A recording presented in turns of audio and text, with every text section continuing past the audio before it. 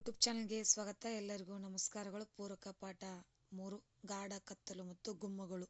ಈ ಪಾಠದ ಪ್ರಶ್ನೋತ್ತರಗಳ ವಿಡಿಯೋ ಇಷ್ಟವಾದಲ್ಲಿ ಪ್ಲೀಸ್ ಲೈಕ್ ಮಾಡಿ, ಸಬ್ಸ್ಕ್ರೈಬ್ ಮಾಡಿ.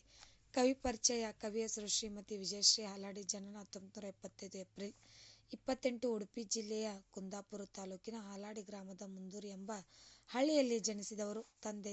ತಂದೆ ಎಂ ಬಾಬುರಾವ್, ತಾಯಿ ರತ್ನಾವತಿ. ಇನ್ನು ಕೃತಿಗಳು: ಓತಿಕ್ಯಾತ ತಲೆಕುನ್ನಿ, ಪಪ್ಪು ನಾಯಿಯ ಪಿಪಿ, ಸೂರಕ್ಕಿ ಗೇಟ್, ಜಂಬಿಕೊಳ್ಳಿ ಮತ್ತು ಪುಟ್ಟ ವಿಜಿ, ಕಾಡಂಚಿನ ಊರಿನಲ್ಲಿ ಅನ್ನುವಂಥ ಕೃತಿಗಳನ್ನ ರಚಿಸಿದ್ದಾರೆ. ಇನ್ನು ಪ್ರಶಸ್ತಿಗಳು: ಪಪ್ಪು ನಾಯಿಯ ಪಿಪಿ ಕೃತಿಗೆ 2015ನೇ ಸಾಲಿನ ಕರ್ನಾಟಕ ಸಾಹಿತ್ಯ ಅಕಾಡೆಮಿ ಪುಸ್ತಕ ಬಹುಮಾನ ಬಂದಿದೆ. ಜೆ.ಬಿ. ಹೊಂಬಾಳ್ ಮಕ್ಕಳ ಸಾಹಿತ್ಯ ರಾಜ್ಯ ಪ್ರಶಸ್ತಿ, ಡಿಸೋಜಾ ಇಜೆಸ್ಟಿಕ್ ಪುರಸ್ಕಾರ ಮುಂತಾದ ಇವರ ಕೃತಿಗಳಿಗೆ ಸಂದಿದೆ. ಇನ್ನು ಪಾಠದ ಅಭ್ಯಾಸಗಳು: ವಿಜಿಗೆ ಗುಮ್ಮಗಳು ಬಗ್ಗೆ. ಭಯ ಹುಟ್ಟಿದ್ದೇಕೆ? ವಿಜಿಗೆ ಕತ್ತಲು ಎಂದರೆ ಗುಮ್ಮ, ಗುಮ್ಮ ಎಂದರೆ ಕತ್ತಲು. ದೊಡ್ಡ ಭುಜ, ಭಯಾನಕ ಕಣ್ಣು, ದೇಹ ಇರುತ್ತದೆ ಆದರೆ ಗಂಟಲು ಕೊಗ್ಗರಾಗಿತ್ತು. ಹಾಲು ಕುಡಿಯುವಾಗ ಊಟ ಮಾಡುವಿದ್ದರೆ ಗುಮ್ಮ ಬರುತ್ತದೆ.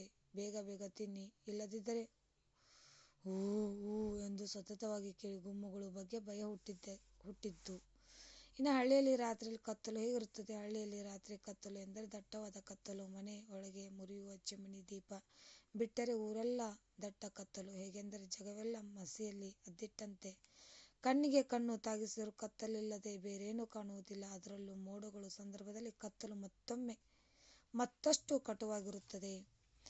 ಇನ್ನು ರಾತ್ರಿಯ ಕತ್ತಲಿನ ಬೆಳಕು ಹುಟ್ಟಿಸಿಕೊಳ್ಳಲು ಹಳ್ಳಿಗರು ಏನೇನು ಉಪಾಯಗಳನ್ನು ಮಾಡುತ್ತಾರೆ? ರಾತ್ರಿ ಕತ್ತಲಿನಲ್ಲಿ ಬೆಳಕು ಹುಟ್ಟಿಸಿಕೊಳ್ಳಲು ಹಳ್ಳಿಗರು ಸಂಜೆಯದೊಡನೆ ಚಿಮಣಿಯ ದೀಪಗಳು, ಒಂದೆರಡು ಲ್ಯಾಂಪ್ಗಳು, ದೇವರ ದೀಪವನ್ನು ಹಚ್ಚಿ ಬಿಡುತ್ತಿದ್ದರು.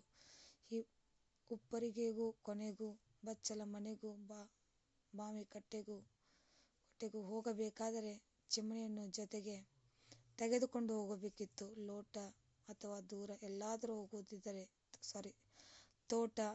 ಎಲ್ಲಾದರೂ ಹೋಗುವುದಿದ್ದರೆ ಮತ್ತು ಬ್ಯಾಟರಿಯನ್ನು ಬಳಸುತ್ತಿದ್ದರು. ಹೆಚ್ಚಿನ ದೂರದ ಪ್ರಯಾಣಕ್ಕೆ ಸೂಡಿಯನ್ನು ಬಳಸುತ್ತಿದ್ದರು. ಸೂಡಿಯನ್ನು ತೆಂಗು, ಅಡಿಕೆ ಗರಿಗಳಲ್ಲಿ ತಯಾರಿಸಲಾಗುತ್ತಿತ್ತು. ಗರಿಗಳನ್ನು ಒಟ್ಟುಗೂಡಿಸಿ ಅಲ್ಲಲ್ಲಿ ಬಳಸಿ ಬಾಳೆನಾರಿನಲ್ಲಿ ಕಟ್ಟಿ ಸೂಡಿ ತಯಾರಿಸುತ್ತಿದ್ದರು.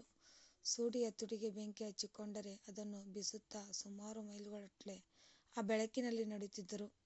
ಯಕ್ಷಗಾನ ನೋಡಲು ಹೋಗಿ ಬರುವ ರಾತ್ರಿಗಳ ಅನುಭವಗಳೇನು? ಅಮ್ಮ, ದೊಡ್ಡಮ್ಮ, ವಿಜಿ, ತಂಗಿ ನೀಲಮ್ಮ ಕೆಲವೊಮ್ಮೆ ಯಕ್ಷಗಾನಗಳಿಗೆ ಹೋಗುವುದಿತ್ತು. ಅಕ್ಕಂದಿರು ಮನೆಗೆ ಬಂದಾಗಲೂ ಹೀಗೆ ರಾತ್ರಿ ಯಕ್ಷಗಾನಕ್ಕೆ ಬರುತ್ತಿದ್ದಾಗ ಬಹಳ ಖುಷಿ ವರ್ಣಿಸಲು ಅಸಾಧ್ಯ.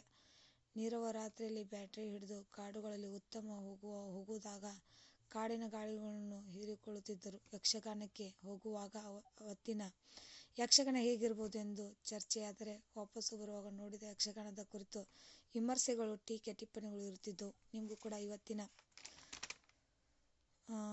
ಗಾಢ ಕತ್ತಲು ಮತ್ತು ಗುಮ್ಮಗಳು ಪ್ರಶ್ನೋತ್ತರಗಳ ವಿಡಿಯೋ ಇಷ್ಟವಾದಲ್ಲಿ ಪ್ಲೀಸ್ ನಮ್ಮ ಚಾನಲ್ ಒಂದು ಲೈಕ್ ಮಾಡಿ, ಸಬ್ಸ್ಕ್ರೈಬ್ ಮಾಡಿ, ಶೇರ್ ಮಾಡಿ. Thank you. ಧನ್ಯವಾದಗಳು.